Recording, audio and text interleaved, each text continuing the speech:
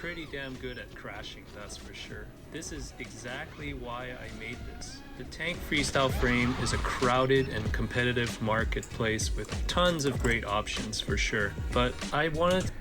Yeah, so tank freestyle frames, there are a lot out there, and I own tons of them. I own, like, of course, it's like the OG, the Apex. I have the Flyfish RC, Volador 2, which is like my daily driver, and there was this one frame from Ukraine that the company closed down because, you know, they obviously had to go to war. New tank frame from Paddy Flips is the Proto5 Gauntlet. Like, he made it to be a real basher. So let's go check it out. The reason why I'm doing this thing here is because so much thought went into this frame that I just have to show you guys. It's like how much innovation went into this frame, I feel, and design thought. And honestly, it's like, you need to check it out. For structure, the CNC 7075 billet aluminum base plate is... Ooh, aluminum base plate. Yes, these channels will hold the arms in, because you see, these are really thick arms. Let's see how thick these arms are. 13 millimeter wide and 6 millimeter thick. So it's a really thick arm, and that means it's harder to break. But the problem that I find is, like, if the arm is too thick and you're in a crash, right, it will just transfer the force to the standoffs, and it will just snap the screw and snap the standoff. But because you have these channels in, like, the titanium grooves here and the bottom plate, not titanium, but aluminum bottom plate, it makes it really rigid, so it won't really snap any of the standoffs. So I think it's like, yeah, great design choice. The dog bone standoffs are 6 millimeter in diameter, which is 1 millimeter larger than your standard standoffs. I understand why he had to choose larger standoffs, because again, it's like the arms are thicker, but most of the time the weak point is not the arms, but rather the standoff or the screw holding the standoff in place. So you have the aluminum bottom plate with the channels to hold it in, and then you have a really thick standoff to prove that won't snap the moment you get into a crash. So it's like, in order to make P5G as compact as possible, all plates are as short as possible. I love a short frame. Sometimes the frames get too long, and what happens is that the back side and the front side sticks out, and when you get into a crash, what you damage first? You damage the camera or the VTX. I don't mind props in view. I don't really care anyway. I just want to protect the back and the front. 33 lightweight titanium screws in a stylish burnt blue finish. I don't prefer titanium screws because I find that titanium screws are actually too soft. I strip them very easily. Just me, okay? I prefer steel screws. I don't mind the extra weight, but I see where it's getting here because of the added aluminum bottom plate. Yeah. That's why you're trying to save weight as much as you can. Included 19 pieces of minimalist supporting TPU prints. You can also choose your colors. Let's just say it's like his design of the TPU is really ingenious, and he designs all of this himself, I think. And including it in the frame kit is very good. Really a lot of thought went into this frame. Take your M3x21 screws and your thin nuts and put them in. So make sure. I like how the stack screws go through the bottom of the frame. It doesn't go through the arms, and you can access the stack screws from the bottom. Only issue is that, you know, maybe you get vibrations, because usually the stack screws are hidden on, like, if you have a split deck construction, the stack screws are hidden on the top half of the bottom plate, not the bottom. So when you hit the ground and you do any kind of crashes and stuff like that, then you won't transfer any of that vibration into the stack. But yeah, good. Wrap it towards center, under, over, and under. Start your X. And then under and over and under again. Complete the X. And under.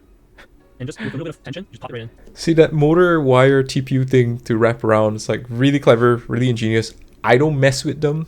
You know, I usually use race wire. I don't really care, but you know, kudos, very clever design. The V-Fly Mini, I like it because it's very compact, very light, and it also has an LED light on it. I mean, it's not the loudest, but it fits this frame really well. So I like to install it in the front grille, just stick a zip tie in the zip tie zone, and just put her in there. So when you... This is very clever. You know, you put the buzzer inside the frame on the front or the back, I think. And yeah, it just keeps it away from dust and dirt and mud and all that kind of stuff that's going to get into your buzzer. I usually keep it on like a standoff on the outside, but this is very clever. Can I just say how beautiful this frame is, and also how of an expert builder Paddy Flips is, in the sense that like the layout, where he wants to put things, the orientation, and everything just fits so nicely. So here's the camera dampener. For the O3 air unit or Vista, it goes in this way. And Let me just say how much thought went into the design of this camera dampener holder thingy. It's like, you see there's so many grooves and places that you can put it to angle the camera. How front do you want it to be? I say it's like a lot of thought went into just this thing. And the other thing, if you look at the camera plate, you look at like just this camera plate, the carbon fiber, he had to mill out that middle section, right?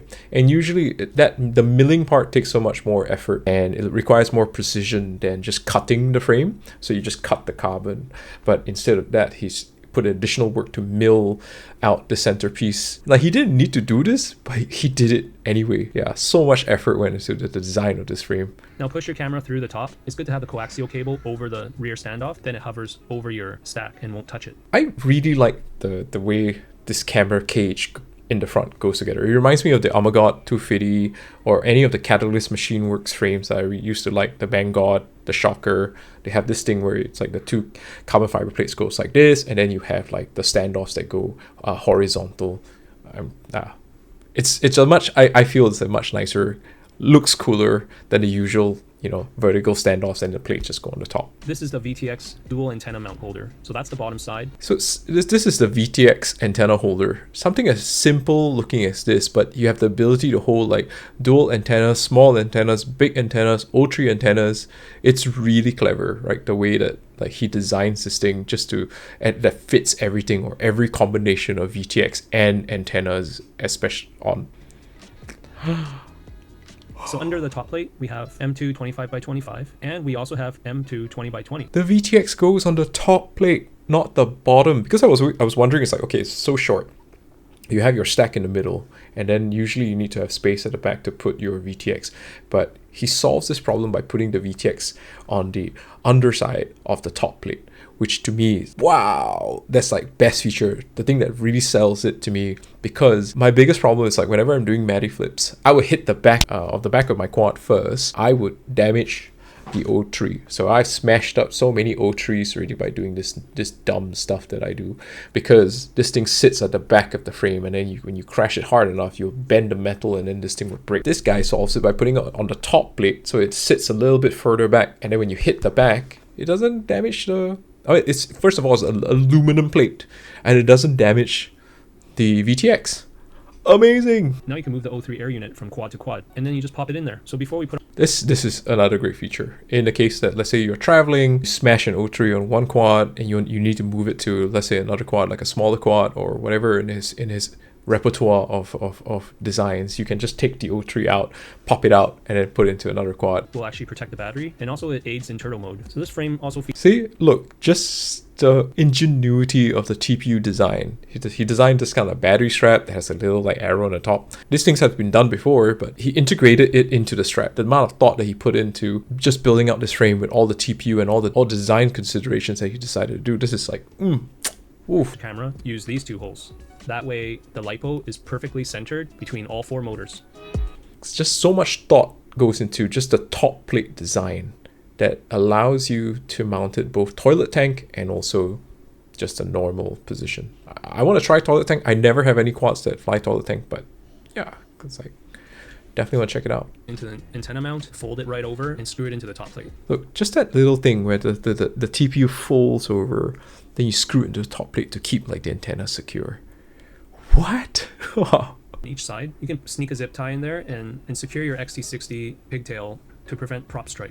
The amount of like design consideration just on the top plate, all the holes, what to cut out, what to chamfer out and everything like that, just so that you can put a zip tie and make sure that your battery lead doesn't get chopped up by your props.